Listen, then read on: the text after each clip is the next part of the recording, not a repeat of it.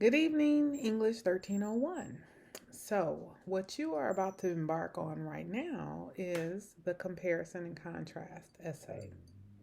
Now, most professors would have you do two stories. Not really stories. I don't like when people say that. They're two pieces of literature. For example, Kate Chopin's Desiree's Baby and The Story of an Hour. But I have decided not to have you do that. I want to tell you about compare and contrast. When you are comparing and contrasting, you are really telling two stories at one time and connecting them. You're connecting them. So, here's an example. Um, years ago, years ago, I don't remember exactly how this happened, but there was a bag of chips. And I think I had eaten some. I had eaten maybe it was Doritos, and I was full. So I put the bag. You know how you reach in, you grab a handful or something. Anyway, I put the bag on the table. Whatever's left, I looked in there. I said, "Oh, somebody eat it." Well, here comes my youngest son. I mean, not my youngest, my middle son, Jordan. He comes in. This bag is laying on the table, on the kitchen table. He comes in, and he's like, "Oh, Doritos." So he grabs the bag and he looks inside and he's like, "Oh man, there's nothing in here but crumbs." And then he throws it down. I mean, on the table, not on the floor.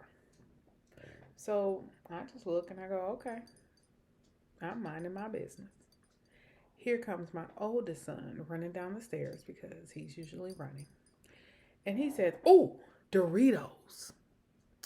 And he goes and grabs the bag and he looks inside and he was like, "Crumbles! That's the best part!" You would have thought he was a Cookie Monster. He tore what was left in that bag up. That is the beginnings of compare and contrast. So I did compare them. And they have some similarities. They have the same parents. They came from the same area of the house, right? They both like Doritos. But one of them saw the negative and one of them saw the positive. And they each had different responses to the exact same stimuli.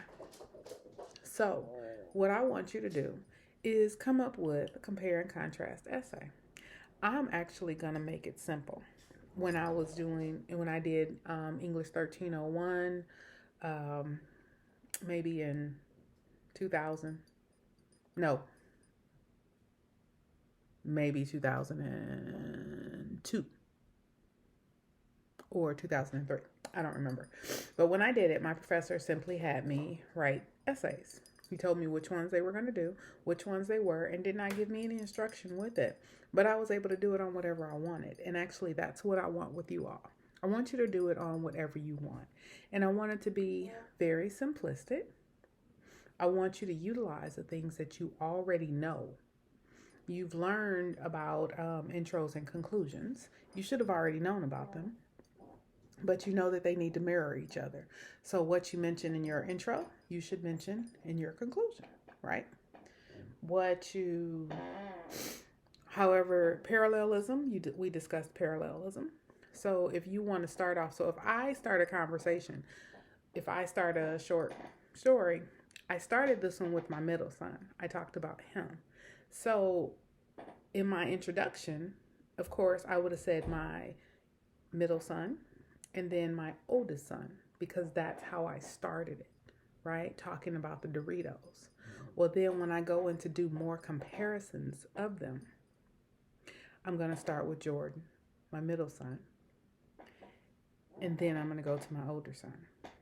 So I don't remember what I did, the actual essay that I wrote for my compare and contrast, but I will tell you at the time I did use Aaron and Jordan. I used both of them. Note how I just flipped it up right then and I said Aaron and Jordan, not Jordan and Aaron, which is what I should have said because we want to be parallel, right? Jordan is middle, Aaron is oldest. But habitually, of course, I do say Aaron and Jordan. But for that story, I needed it to be Jordan and Aaron because I wanted you to see the negative before the positive. And I wanted you to see how both of the reactions were different. Either way, I did write all of my essays for my professor on my children because that was what stood out to me. And each one of you have different things you're going through. Some of you are high school students, some of you are adults, some of you are young adults, but each of you have your own life thing. So what is it that you can compare? I have two cats, Crystal and Tubby. I could definitely make some comparisons, but would it be enough for an essay?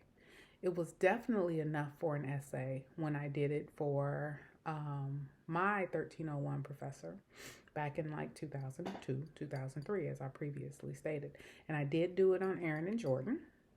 And I remember discussing how they rode bikes, how Aaron got upset and he wouldn't learn how to ride. He fell and he wouldn't do it anymore.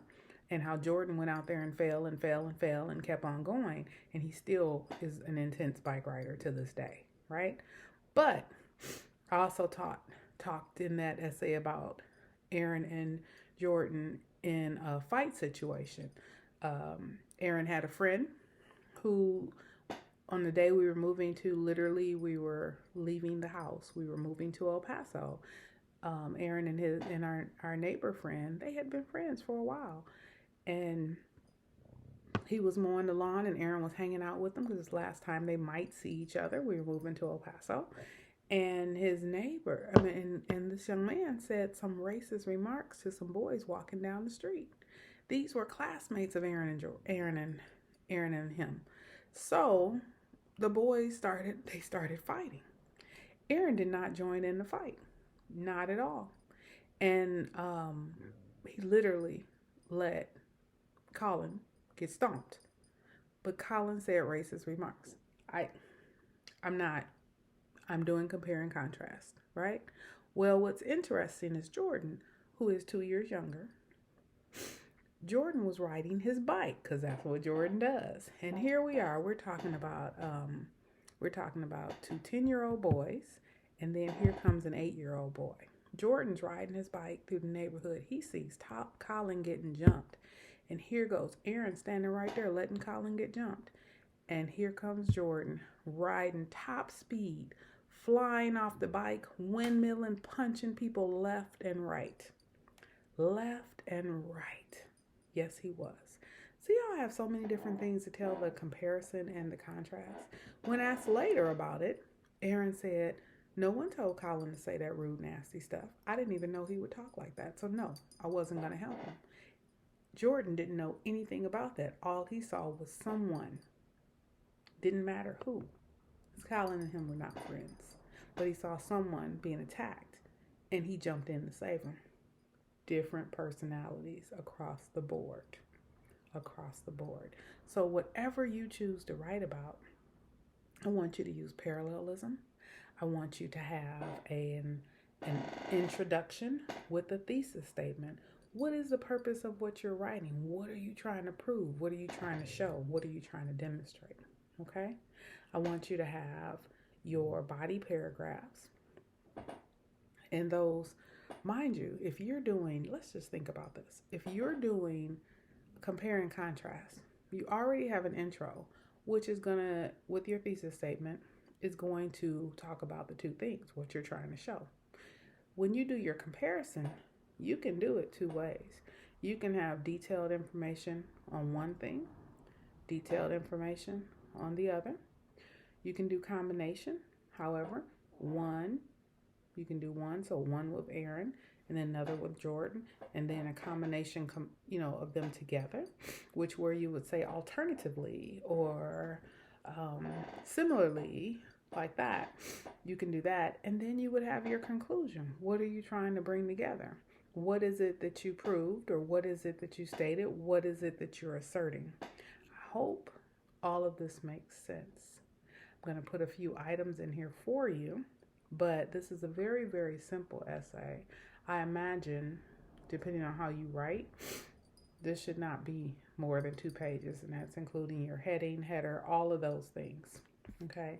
It should not be more than that because this is a 6-paragraph essay. Very, very simple.